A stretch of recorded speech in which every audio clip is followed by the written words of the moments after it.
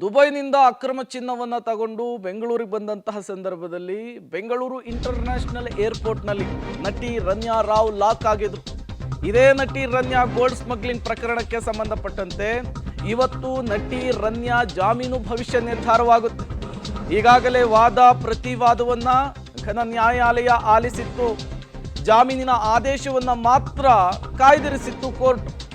ಇವತ್ತು ಬೇಲ್ ಸಂಬಂಧ ಆದೇಶವನ್ನ ಕೋರ್ಟ್ ಹೊರಡಿಸಲಿದೆ. ನಟಿ ರನ್ಯಾ ರಾವ್ಗೆ ಇವತ್ತು ಬೇಲ ಜೈಲ ಅನ್ನೋದು ಗೊತ್ತಾಗುತ್ತೆ. ನಟಿ ರನ್ಯಾ ಗೋಲ್ಡ್ ಸ್ಮಗ್ಲಿಂಗ್ ಪ್ರಕರಣಕ್ಕೆ ಸಂಬಂಧಪಟ್ಟಂತೆ ಇವತ್ತು ಕೋರ್ಟ್ನಿಂದ ಮಹತ್ವದ ತೀರ್ಪು. ನಟಿ ರನ್ಯಾಳ ಜಾಮೀನು ಭವಿಷ್ಯ ನಿರ್ಧಾರವಾಗುತ್ತೆ. ಹಾಗಾದರೆ ಕೋರ್ಟ್ ಗೋಲ್ಡ್ ಸ್ಮಗ್ಲಿಂಗ್ ಕೇಸ್ನಲ್ಲಿ ಲಾಕ್ ಆಗಿರುವ ನಟಿ ರನ್ಯಾಗೆ ಬಿಗ್ ರಿಲೀಫನ್ನು ಕೊಡುತ್ತಾ ಅಥವಾ ಮತ್ತೊಮ್ಮೆ ಅವರನ್ನು ಜೈಲಿಗೆ ಕಳುಹಿಸುವಂತಹ ಕೆಲಸ ಮಾಡುತ್ತಾ ಅನ್ನೋದು ಈಗಿರುವಂತಹ ಪ್ರಶ್ನೆ. ಒಂದು ಕಡೆ DRI, ಮತ್ತೊಂದು ಕಡೆ CBI, ಮಗದೊಂದು ಕಡೆ ED, ಬೇರೆ ಬೇರೆ ತನಿಖಾ ಸಂಸ್ಥೆಗಳಿಂದ ನಿರಂತರವಾಗಿ ವಿಚಾರಣೆ ಆಗ್ತಾ ಇದೆ. ಈ ಗೋಲ್ಡ್ ಸ್ಮಗ್ಲಿಂಗ್ ಕೇಸ್ನಲ್ಲಿ ಬಂಧಿತರ ಸಂಖ್ಯೆ 3ಕ್ಕೆ ಏರಿಕೆ ಆಗಿದೆ.